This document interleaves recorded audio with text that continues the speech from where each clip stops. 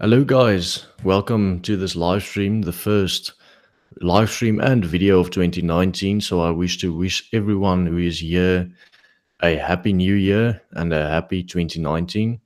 I think 2019 is going to be a big year for all of us, especially here in South Africa.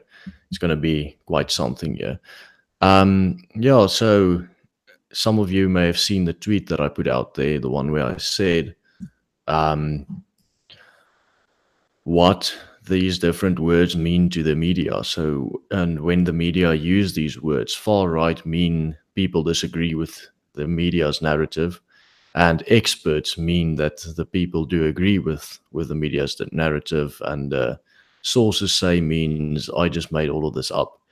Um, I can't think of a better way to put it. I think that's probably the best way to put it. And that's just the truth. That's how it is nowadays with our media. So the reason why I did this whole live stream, I'm currently here in Hermanus discussing things. I'm sorry, investigating things here about all these marches and the riots and the people behind it, and I can tell you some very, very damning things, as well as this busting the myth of white genocide in South Africa page and the people behind it, and it's really terrible to see all the links between BLF and these people and the people rioting here in Hermanus. And yeah, a lot of this is coming up, and it's quite terrible to see it. But the reason why I did this live stream at such an odd time, 20 past 8, is because of an article that the Citizen has put out today about me and the Daniel Friedman story. And I thought to myself, we have to discuss something, and that is, what does far right mean? And especially in the South African context, because this word is being used to throw at anyone who goes against the narrative of the media, and it goes against anyone who goes against BLF and their comments to kill all white people, including their women and their children, even their dogs and their cats, which is downright terrorism. And the media is trying to portray this in a way that BLF are these fringes, and they don't cause any harm, and they don't mean any harm, and they are not going to cause any problems. And the people who speak out against them are the other side of the spectrum, and they are these far right individuals, and everyone who goes against it and are just trying to fearmonger because they have these far right what do you call it, agendas that they're trying to push. And we need to speak out about that, because what does far right actually mean? And I thought to myself, in the South African context, far right would mean like the AWB, for example. I know they are still going on. I know they claim they have 50,000 members here in South Africa. And yeah, maybe they are far right, because they did do some stunts, and they did have some extreme opinions. I mean, they were the ones that drove a truck into the negotiations building and did stuff like that. They didn't kill anyone, as far as I know. But maybe they are far right. But all of us speaking out against it, and this includes basically all the organizations working in South Africa for the Afrikaner people and by the Afrikaner people, is now called far right. And this is quite something that is terrible to me, because this doesn't work out, and this really is people who are using this term for their gender to go against what we are trying to do here, and go against anyone who questions the narrative and who speaks out against the narrative. And that's actually something that happened quite to me, is because of all of this. I'm this busting the myth of white genocide in SA page, and Daniel Friedman's father, Stephen Friedman, and so forth, have all told their followers to mass report my YouTube channel, for instance. And it's it's been causing some trouble, because now every single one of my videos are being demonetized, which is absolutely terrible. Um, I'm not even making a tenth of the money that I was making, and it's quite something. It's bothering me, because it really alters my pace, and it causes me that I can't do the work that I'm doing as well as as I wanted to, and I wanted to even hire people this year to help me, an editor, for example, and a communications guy. But yeah, this is getting quite terrible. And so I think I'm really getting tired, sick and tired of this. I'm getting tired of the narrative that's being put out there by the mainstream media, that everyone is far right who goes against the narrative being spewed in South Africa. Everyone who speaks out against expropriation without compensation is called far right. And what does that even mean? I mean, the citizen has called me far right and a racist. I haven't even said anything that are in on this YouTube channel anywhere on social media that can be considered racist. I haven't even voiced much political opinions or ideological opinions at all. I've just been trying to get the truth out there, and even searching for the truth myself. And as I'm searching for the truth myself, share it with you guys on YouTube and share it with the world, because that's that's the goal of my channel, and has always been the goal of my channel. I've been going for almost 8 months now, and I would say we've been quite successful here, and we're getting the message out there. Some of the videos has been shared over 100,000, shared and viewed over 100,000 times on both YouTube and Facebook, and we have really made an impact here. And I have you guys to thank for that, for spreading the message around and sharing it around on social media and with your friends and so forth. It has really helped, and I have to thank everyone who's watching this for that. Yeah, so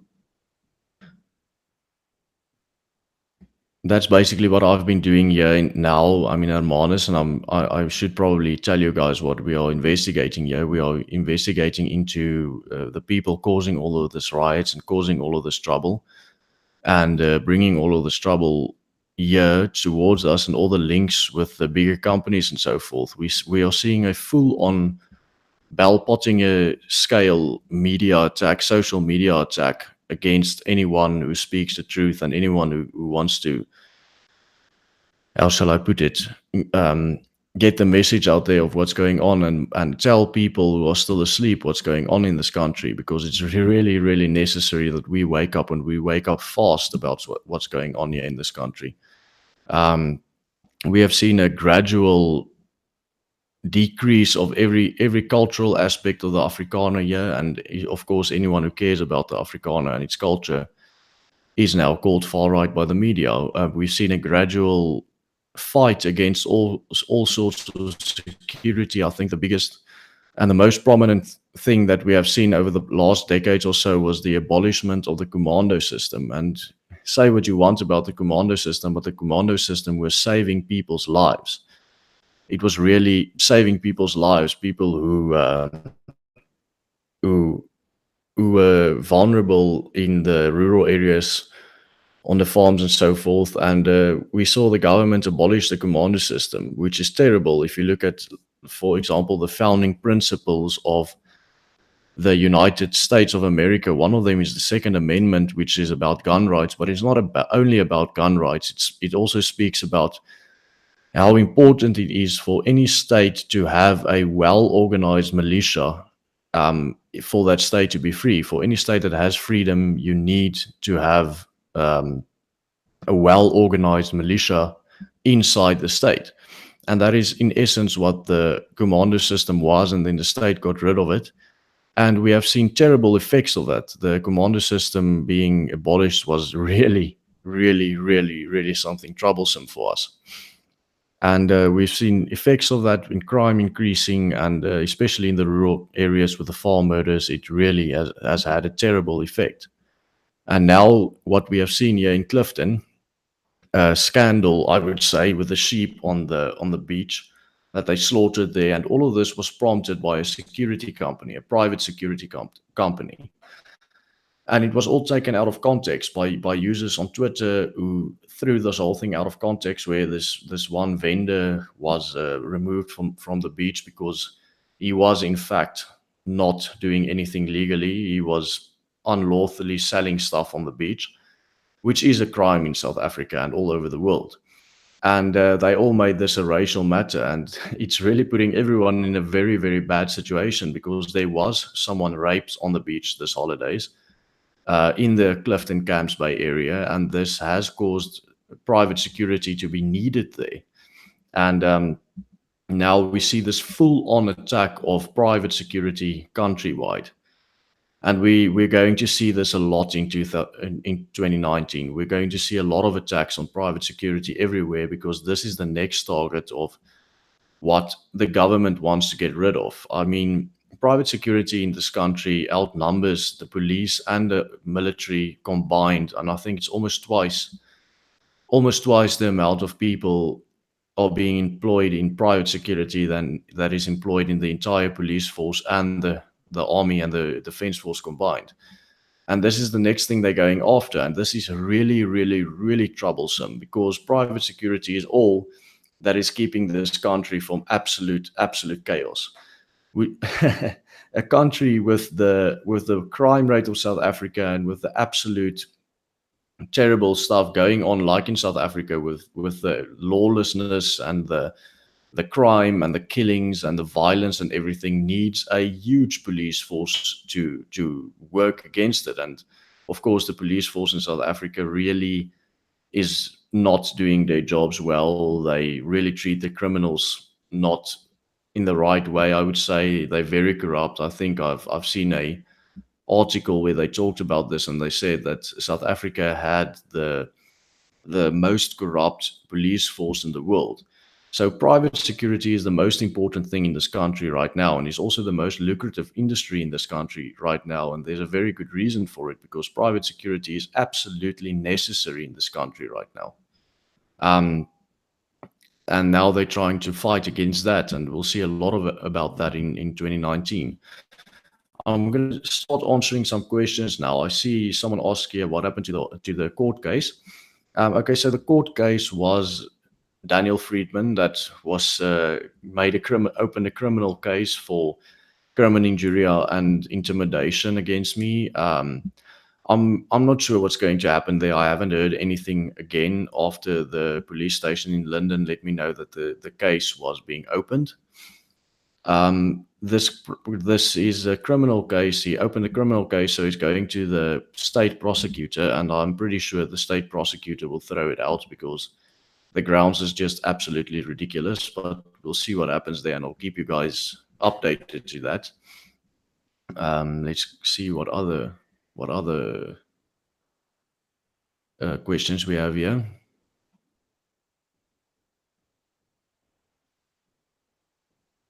Hmm. Oh yeah, the Broncos Spruit issue. I saw that. That was quite terrible. There was big riots there. I would have loved to cover it, but we've been really, really busy with the things happening here in Hermanus, and I am busy with that. A lot of things are going to come out in the next few weeks, and you guys will be absolutely shocked about what's happening here. I believe that Hermanus is possibly the focus point of the country for the criminals that wants to steal people's land, steal people's property, and wants total chaos and anarchy. If you see what's been happening here, it's just absolutely terrible for an outsider to come here like myself and see what the people here has been up to. It's I couldn't believe my own eyes, but I have filmed all of it, and well, not all of it, but I have filmed a lot of things that are extremely troubling, and we'll be seeing a lot about that in the next few weeks. Let's see what we see here. Predictions for 2019. Yeah, I can make a lot of predictions for 2019 from what I've seen. I think what we have been seeing here in Hermanus, and what I have made that video about in Hermanus, we're going to see countrywide, but not on the same scale as in Hermanus. I think Hermanus is the focus point for these people. And it looks like it's an isolated group here in Hermanus, but when you dig deeper and you see the connections between these people and other groups, you start seeing the countrywide agenda, especially with the women who are basically the brains, or the women who are basically the brains behind this whole Hermanus unrest. Vanessa Swanepoel and Leandra de Silva and Mandy Owens. and their connections with Mother Murag Swanepoel and the Black Sashes, who are all these basic communist women, and their connections with PR companies in the UK and everything. It's just really, really troublesome to see. And we'll see that countrywide, I'm sure about that. With the election, it's always utter chaos before an election and even after an election, especially in this country. I don't know what's going to happen. The election, this is this is going to be a very tough election. People don't know who to work for. The DA has shown their true colors, and they have lost almost all of their support, I would say, in the colored community, and they have lost a lot of white support. Um, they are on the road down, and people don't know who to vote for, and this is really, really troublesome because there really are no good parties to vote for. And I think that the DA will see a very, very, very large decrease in numbers. I think the ANC will also see a very large decrease in numbers, and I think the EFF will see a rise. And I think Black First, Land First will surprise a lot of people with the amount of votes that they will get if they are going to be part of the election. If we look at what happened in Clifton, this whole stunt was basically by Black First, Land First, and the original stunt of the sheep that was being slaughtered on the beach, and the forefather, praying to the forefather ghosts, and offering this sheep as a sacrifice to Makanda, and all this ridiculousness. That was made by BLF, and that was organized by BLF. Um, and after that happened, we saw the EFF immediately climbing in here. We've seen Malema has been very silent, and it looks like Andile Mzitama is taking away a lot of Malema's support, because he is being seen as the hero now, and people are starting to support him now, and BLF is all over the TV and everywhere. Um, and they make it look successfully like they are the ones fighting for what we are going to see in South Africa, which is a very, very populist narrative here to take back the land, as they call it, basically stealing property. So I think they will see a huge outcome of support here.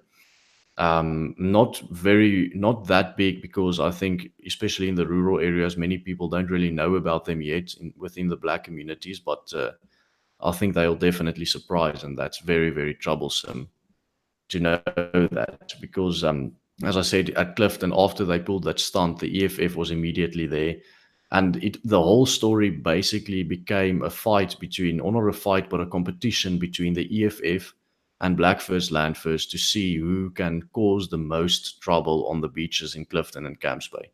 Um, I've seen some photos and some videos of what happened there in Camps Bay and in Clifton, and I've seen some people, being drunk in the streets, not burning but breaking stuff down, and it was total anarchy. And it's just terrible to think that these things are being allowed in South Africa. It's terrible, to say the least, to think that a person like Andile Mzitama can go ahead and can say things like, we're going to kill all the whites and their women, their children, even their dogs and their cats, and the government doesn't do anything about it. And this shows complicity from the government when they are saying, when these things are being said, which is, to say the least, a terrorist threat, and the government does nothing. This shows you where the ANC stands on this matter. So I think that's going to be quite a big problem here, in 2019, especially with the election. And hopefully things will calm down a little bit after the election, but I'm pretty sure that they're not going to. It's not anarchy, it's terrorism, says my 3D Boer. Yeah, I think you're right. There is a rumor that the 2019 elections could be as late as November. Have you heard of this? And if true, what's the advantage of this postponement? I don't think there's any advantage. The longer we postpone the elections, the longer this total chaos is going on. I think it's because the chaos might be unbearable that they might shift the elections and postpone the elections. I've heard a lot of these stories, but I haven't seen anything conclusive, so I don't know about that yet. Hmm. What else do we have here?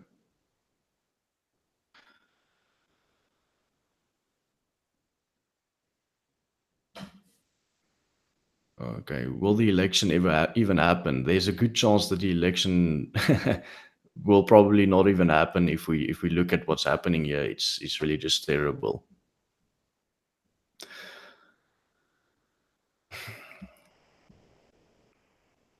Who's behind all the fires and on farms in the Western Cape? Oh, yeah, it is terrible. Yeah, it is quite terrible.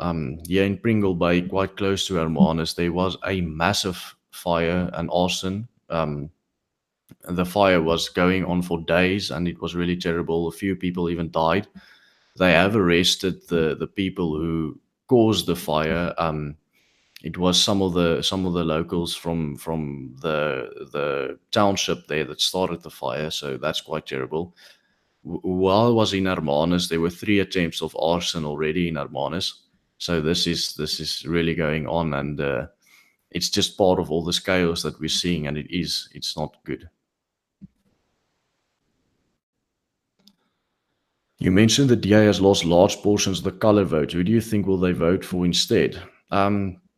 I think the college started this whole movement, Cape Exit, that is part of the Cape Party that might go for the more conservative college. And as we know, Patricia de Lille was PAC, Pan African Congress. She was very far left. She was a big communist back in her days. I think she started taking on some more moderate positions when she joined the DA.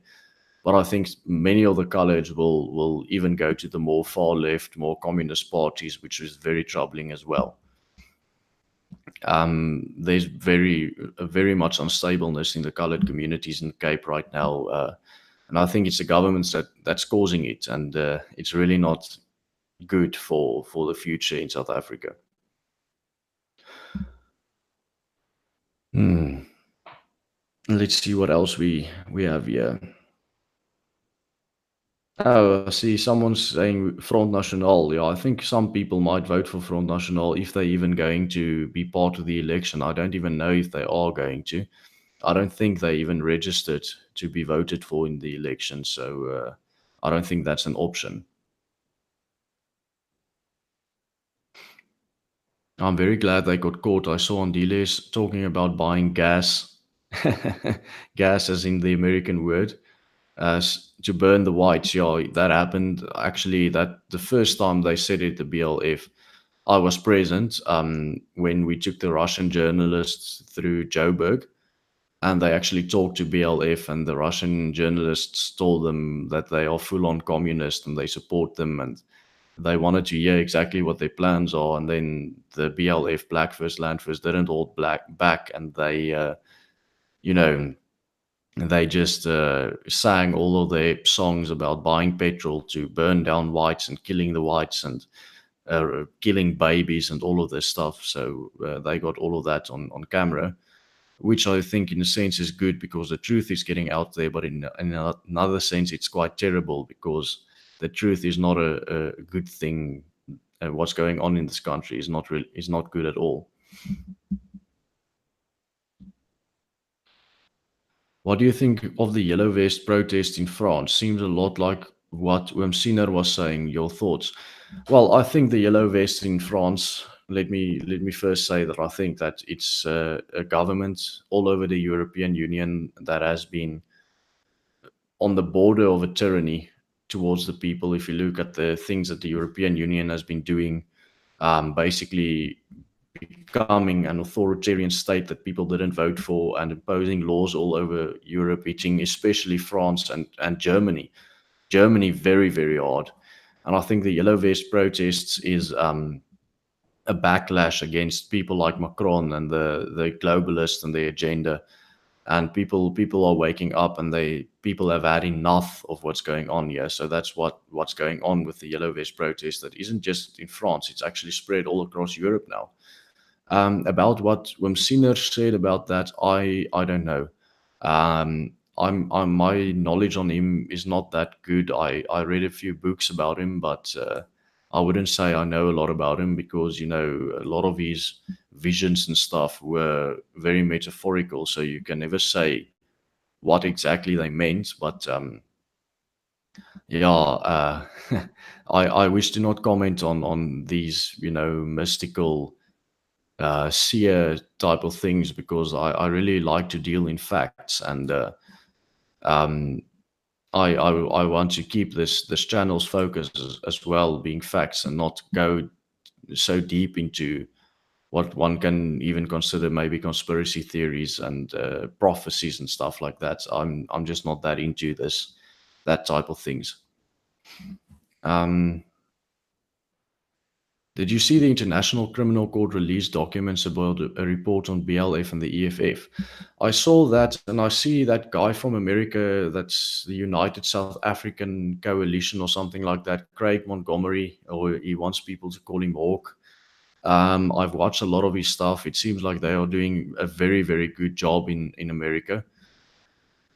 From what I know about talking to people about them, it seems like they're really working hard on a lot of documents with the International Criminal Court and lobbying the government. There's a very large group in America working and fighting for the rights of South African people, and I think that's a very positive thing. If Malema can be taken to the International Criminal Court and being found guilty there, it will be great. But I think Malema did the damage that he wanted to do or that he could have done. His influence is uh, magnificent, one can say. All over Africa, there has sprung up parties being called something like exactly the same names as the EFF, and all of them are inspired by the EFF. We've seen EFFs rise up in Ghana, Kenya, Nigeria, Mozambique, all over the world. Or no, no, not all over the world, all over Africa. And I think all of us are still even underestimating the magnitude of Malema's influence worldwide and in South Africa. Malema has been the one person controlling the narrative in South Africa for the last 4 years at least. Everything that Malema was saying is going to happen or needs to happen or that the ANC must do this, all of those things um, as went through, and the ANC basically what happens is Malema will start a narrative, and within a few months the narrative will spread to the ANC, and within a few more months the ANC will take Malema's position, and that has happened for the last 4 years. We've seen that with the so-called free education movement. We've seen that with land expropriation. We've seen that with almost everything, and that's really troublesome. I think Malema is probably the most influential man in Africa, and definitely the most influential man in South Africa, and that's really troublesome to to actually see the results of these facts. Let's see what else we have, guys. If you asking a question, tag me in it. Otherwise, I'm not going to see it. I'm basically answering the questions of people tagging me in it. Um, So yeah, what is your take on Nathan Kush funding the EFF? Yo, it's a difficult question. For those of you who do not know who Nathan Kush is, he's a billionaire. I believe he lives in Israel, and he has given a few million rands to the EFF, which is troublesome. I don't know what his agenda is, why he's funding an organization like the EFF. It is impossible to know the exact facts about that, but it's troublesome that there are people out there in the world, foreign people who fund people like the EFF. Is Willem a Zionist? Um, I don't. Don't you have to be a Jew to be a Zionist? I don't know. Um, no, I wouldn't say I'm a Zionist at all. I'm a Christian. Let's see. Oranje is the only piece of the country working. That is quite. That's quite a significant and true thing to say. Hmm. How are you feeling about the rand and the banking industry in South Africa? Are they cornered with a financial crisis, and what's the general feeling towards the banks? Well, the banks or the international banks like the World Bank have come out in support of the land expropriation bill, which I don't understand at all because they stand to lose all of their money, but there has to be a hidden higher agenda um, uh, with the banks that we don't understand yet. Otherwise, why would they support something that is so bad for them and for their finances? It's quite difficult. Hmm. Where are we biblically? I don't understand the question, Paulo. Maybe if you elaborate on that, I'll be better, or ask a more specific question. I'll be better able to answer it. What are you thinking about the National Conservative Party that was recently started in 2016? I have met some of the guys who are there and who are part of it, but I don't know enough to have an opinion on them. Mm. Open borders for immigration to Argentina. What does that mean? Yeah. Have you read Our Next 10 Years by France Grenier? No, I haven't. I've read the book, I think South Africa in 2030 or something, but I haven't read the next 10 years, no. Zionist simply means patriot, and in Israel we called it Zioni. Okay, thanks for that information, Catherine Mendel. Um, do you think there will be an Afrikaner flight to Irania if things escalate in this country? I think there's already too many requests to go to Irania than they can handle. I've heard figures like more than 100 requests to buy a house there per month, and they can only build something like 10 or so houses per month. So it's impossible for them to take in anyone and everyone who wants to live there, and that's quite a big problem for Irania.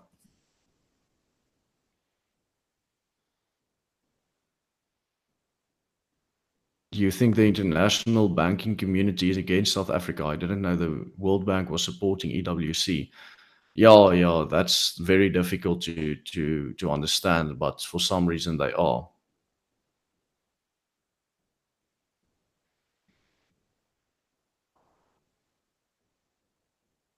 Zionists relating to a group of independent churches in South Africa which practice a form of Christianity incorporating elements of traditional African beliefs. It's quite odd when that word comes up. A lot, so many different people have so many different opinions of what that word means or whatever. Um, that you don't know. Uh, what to say. It's a difficult thing. Is Orania on a privately owned farm? Yeah, they are a corporation that owns all of the houses and everything there. So yeah, that is it is, yeah. Reach out to Heel Turn and see if you can arrange a stream with them. I've never seen them yet. I don't know who they are. With Bitcoin being quite cheap, would you advise to rather invest a great portion of one's cash in it? I'm not going to tell anyone to invest in Bitcoin. I'm not a financial advisor, and I don't want it to be on me if Bitcoin falls, which can be, which is an option. It can fall even further. I know some people say that it will fall as far as $1,000 or just over $1,000. Um, Roughly $1,200. So, and I've also heard from other people who say it will rise again. So um, it's a very difficult thing to. It's very high risk, and I'm not going to advise anyone to invest in such a high risk thing because I don't want that to be on me. Tax protest. What do you mean by tax protest? Question mark. TDW. I don't understand the question. There's a speculation that China is pushing on this to buy up mineral rights for cheap, cheap, cheap. that might be a threat to look into. Yeah, China and South Africa, that's a big problem. They set up police stations here. They have invested a lot of money here, like they did all over Africa. They basically recolonizing Africa everywhere. Places like Zimbabwe is already 100% colonized by the Chinese, and that's really a big problem. And that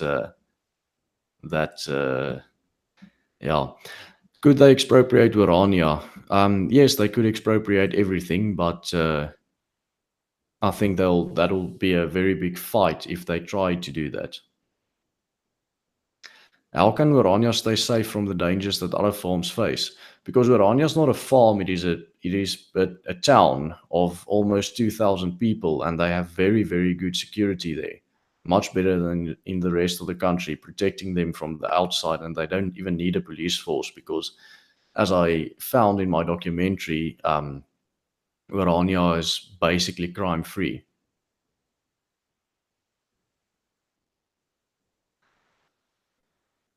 Hmm.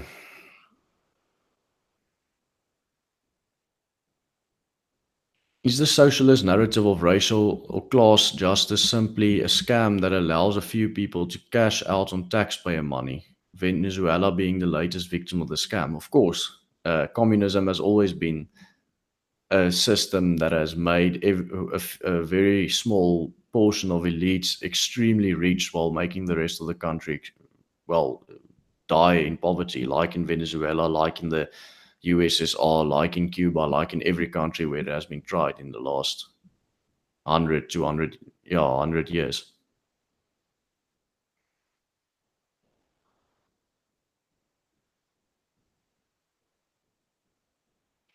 If I root for moral values in the management of this country, does that make me far right? Well, according to the media, roughly anyone who roots for what is the truth and what is going on here, and who speaks the truth is far right. And that's actually what I was talking about in the beginning of this video.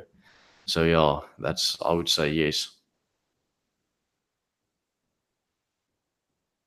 Any case, guys, it's almost 9 o'clock, so I'll see you later.